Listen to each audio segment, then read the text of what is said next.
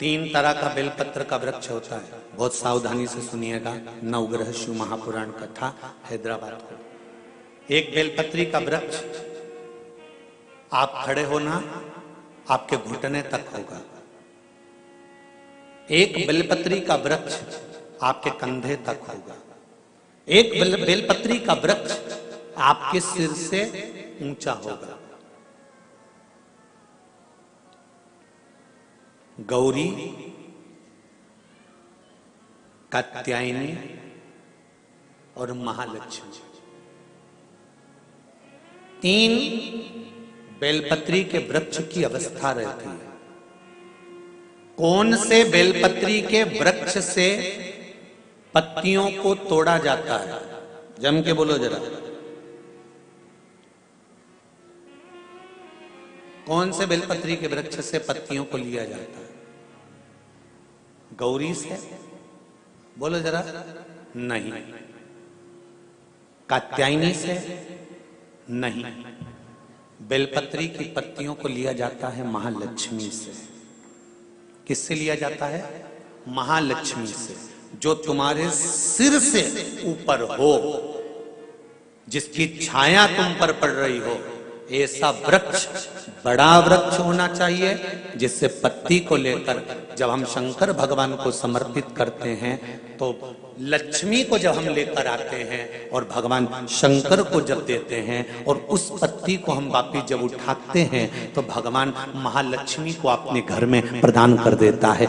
ऐसी वृक्ष से पत्तियों को लेना चाहिए। पर आज के जमाने में लोग इतने समझदार हो गए, बड़े वृक्ष से कौन पत्ती तोड़ने जाए। छोटे छोटे वृक्ष लगे, उन छोटे से वृक्ष में से पत्ती तोड़ ली, छोटी सी पत्ती तोड़ ली। अरे शास्त्र कहता है, यहां तक वर्णन करता है शास्त्र, अगर आपके घर में तुलसी का पौधा छोटा है तो वो कुमार अवस्था का होगा। वो तुलसी का पौधा जब घेर घमोर हो जाता है तब अखंड सौभाग्य को देने वाला हो जाता है। उसमें से पत्तियों को उतारा जा सकता है, उसमें से आप कोपल को उतार सकते हो, उसमें से पत्ती को आप उतार सकते हो। उसी तरह बेलपत्री के वृक्ष में भी जो वृक्ष लक्ष्मी महालक्ष्मी का तुल्य हो, उसमें से आप बेलपत्र को उतार सकते हो। छोटे छोटे वृक्ष की पत्ती को तोड़ना ये उसमें का है जैसे छोटी अवस्था की कन्या के साथ में अपशब्द कहना, ताने देना या उसको आड़ा टेढ़ा कह देना।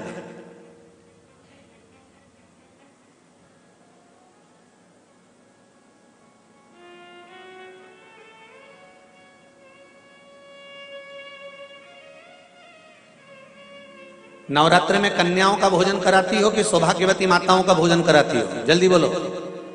कन्याओं का। तो सौभाग्यवती को कराने में क्या दिक्कत है? नवरात्रि में सौभाग्यवती को भोजन कराने में क्या दिक्कत है?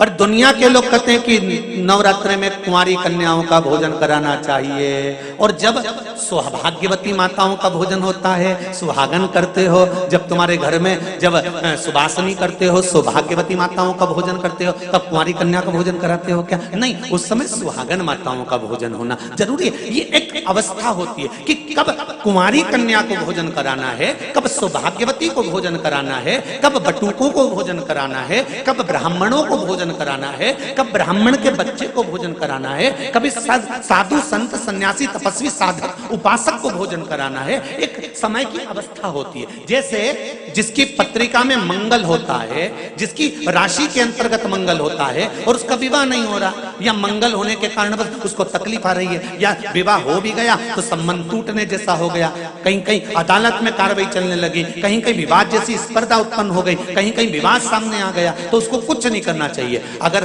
बाजार जाए, अगर मूंगा किसी की अंगूठी में लगा हुआ हो, या मूंगा कहीं उसके घर में पड़ा हो, या मूंगे की माला पड़ी हुई हो, उस मूंगे का पानी, मूंगे को पानी में डाल दो और उसका पानी शंकर भगवान को मात्र 31 दिन तक लगातार चलाना प्रारंभ कर दे, अदालत में केस बंद हो जाएगा और पति पत्नी वापस एक जैसे हो जाएंगे, वापस जुड़ जाएंगे। और अगर विवाह नहीं हो रहा है तो मंगल राशि वाले का अगर विवाह भी नहीं हो रहा है तो मंगल विवाह आनंद के साथ पूर्ण होगा। ज्यादा भटकना, बस 31 दिन तक मूंगे का पानी, जो मूंगा आप लोग अंगूठी में पहनते हो, हाथ में पहनते हो, माला पहनते हो, उसी मूंगे को पानी में डालकर उसका जल शंकर को चढ़ाना प्रारंभ कर दो।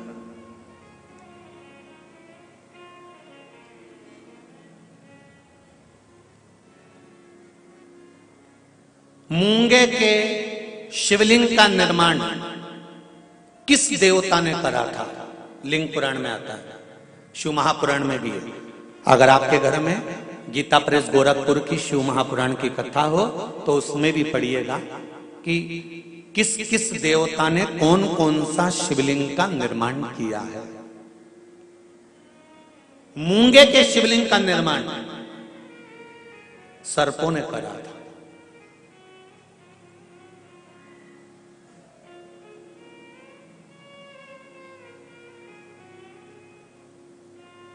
जब शिवलिंग का निर्माण हुआ, पूजन हुई, शिवजी ने आकर आशीर्वाद प्रदान करा, तब सर्पों ने केवल एक बात मांगी थी कि हमारी इन सर्प कन्याओं, ये सांप की बेटियां हैं, सर्प की बेटियां हैं, सर्प के पुत्र हैं, इनका विवाह कैसे होगा? कौन होगा जो इनसे विवाह करेगा? इन सर्प कन्याओं का, इन सर्प वरों का विवाह होगा कैसे? शंकर भगवान ने कहा तुम चिंता मत करो, तुमने मूंगे का शिवलिंग का निर्माण कर कर मेरी पूजन करी है। जब जब एक लोटा जल समर्पित होगा और जो हृदय से मुझे चढ़ाएगा, उस कन्या के विवाह का, उस वर के विवाह का भार मेरे माथे पर आ जाएगा और मंगल विवाह मैं करूंगा। ये शिव वचन है।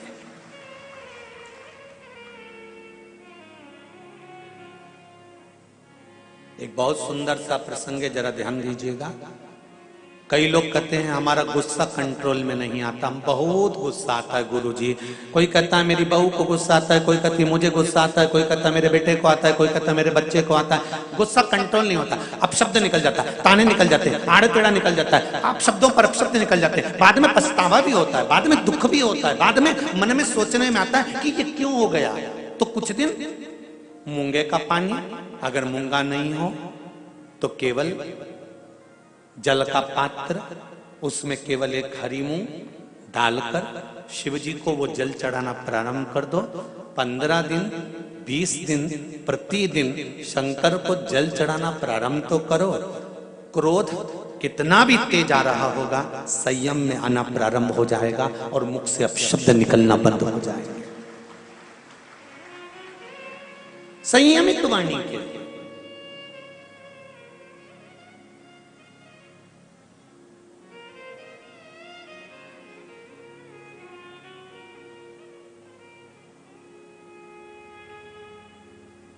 केवल शंकर भगवान की आराधना किस रूप में करना है, कैसे करना है, किस तरह से करना है, शंकर भगवान की पूजन किस रूप में करना है, किस तरह से करना है, हमको शिव महापुराण के माध्यम से ये सीखना है। क्यों? क्योंकि हम बहुत सी गलतियां करते हैं साहब। जरा जरा सी बात में अदालत में केस पहुंच जाता है, जरा जरा सी बात में पति पत्नी अलग हो जाते हैं, जरा जरा सी बात में भाई भाई अलग हो जाते हैं। कारण क्या है?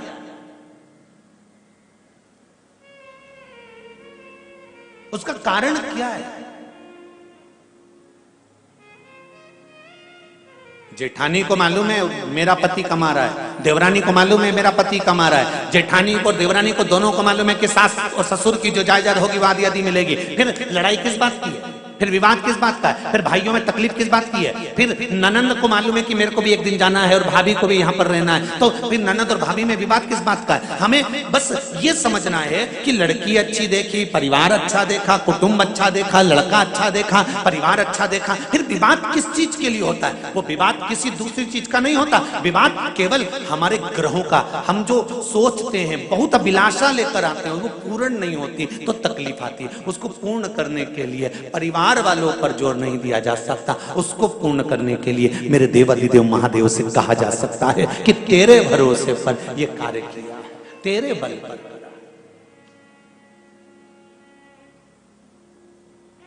विदुरानी ने कहा भगवान कृष्ण से,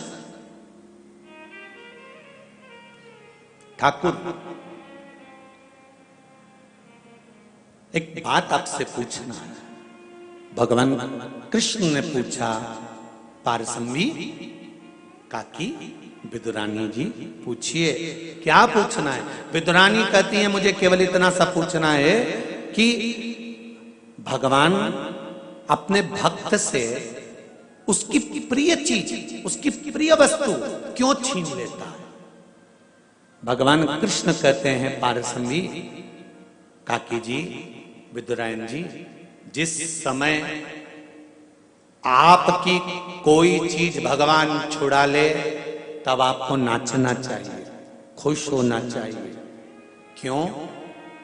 पूरी दुनिया के सेठों को छोड़कर परमात्मा को तू ही ऐसा सेठ मिला जिससे कुछ लेकर परमात्मा गया है।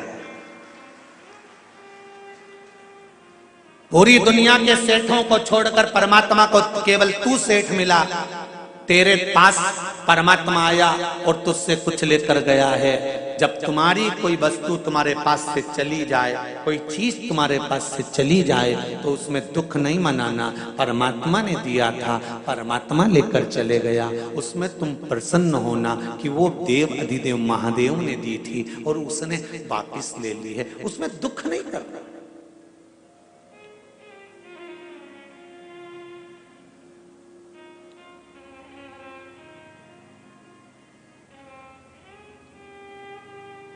जब कोई मरता है ना तो घर के लोग रोते हैं, इनको कोई रुलाता है? अरे बोलो तो सही भाई, शादी में महिला संगीत में डांस करना है, नाचना है, तो उसकी तो प्रैक्टिस करना पड़ती है 15 दिन पहले। पर कोई मरे तो इतने सारे लोग आएंगे तो बैठ के रोना पड़ेगा, तो इसकी प्रैक्टिस कोई कराता है? अरे बोलो जम के कोई कराएगा? नहीं, इसकी प्रैक्टिस नहीं कराई जाती और रोने की प्रैक्टिस नहीं कराई जाती। पार्वती जी ने शिव जी से पूछा कि ये मरने के बाद परिवार वाले क्यों रोते हैं? शंकर भगवान ने कहा ये मरने के बाद परिवार वाले व्यक्ति के लिए नहीं रोते, वो इसलिए रोते हैं कि इतना भरा पूरा मेहनत कर कर कर चले गया, सब जोड़ कर छोड़ कर चले गया, जिंदगी के सुख के दिन आए थे और 2 रोटी सुख से नहीं खा सका, पूरी जिंदगी कमा कमा कमा कमा आखिरी में छोड़ा गया और फोटो पे प्लास्टिक के फूल की माला चढ़ गई। इसलिए रोना आ रहा है कि सब छोड़ कर चले गया। जो जिंदगी भर मेहनत करी, अब खुशी का समय आया था, अच्छा समय आया था, गोल्डन समय आया था और बड़ा सुंदर समय आया था, जिस समय खाने की समय था, एंजॉय का समय था, फुल एंजॉयमेंट जीवन को जीना था, उस समय पर जाने का समय हो गया। निवेदन करूंगा हैदराबाद वालों, जितने लोग आस्था पर कथा सुन रहे हैं, फेसबुक यूट्यूब पर सुन रहे हैं, प्रतिदिन हर पल हर क्षण हर घड़ी जितने दिन आपकी जिंदगी के हैं, ये मत सोचना कि परसों के दिन मैं अच्छे से ये कर लूंगा, मैं कल ये कर लूंगा, मैं नरसों ऐसा कर लूंगा, मैं 8 दिन बाद ऐसा कर लूंगा, मैं 15 दिन बाद ऐसा कर लूंगा। नहीं, शिव महापुराण की कथा कहती है काल करे सो आज कर। जिंदगी का कोई ठिकाना नहीं, श्वास का कोई भरोसा नहीं, इस मनुष्य देह का कोई ठिकाना नहीं, कब जाना पड़ जाए। इसलिए रोज प्रतिदिन सुबह से उठने के बाद अपनी दिनचर्या को इससे जीना कि कल का दिन आए कि नहीं आए, आज ही फुल एंजॉयमेंट, खूब जोरदार छोटी मोटी करके डेंटिंग पेंटिंग करके खाया पिया मौज करा और अपनी जिंदगी को मस्त जिए, रो कर नहीं।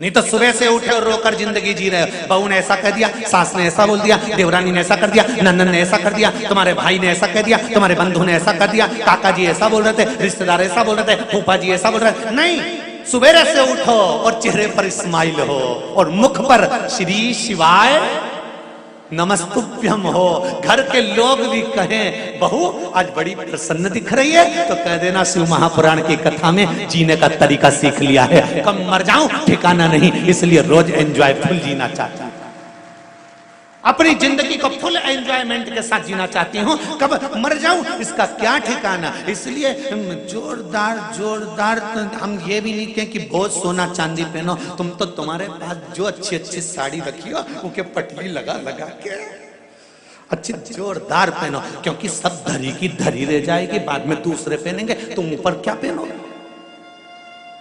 फिर ऊपर जाके क्या याद करोगी? यमराज से कहोगी ये यमराज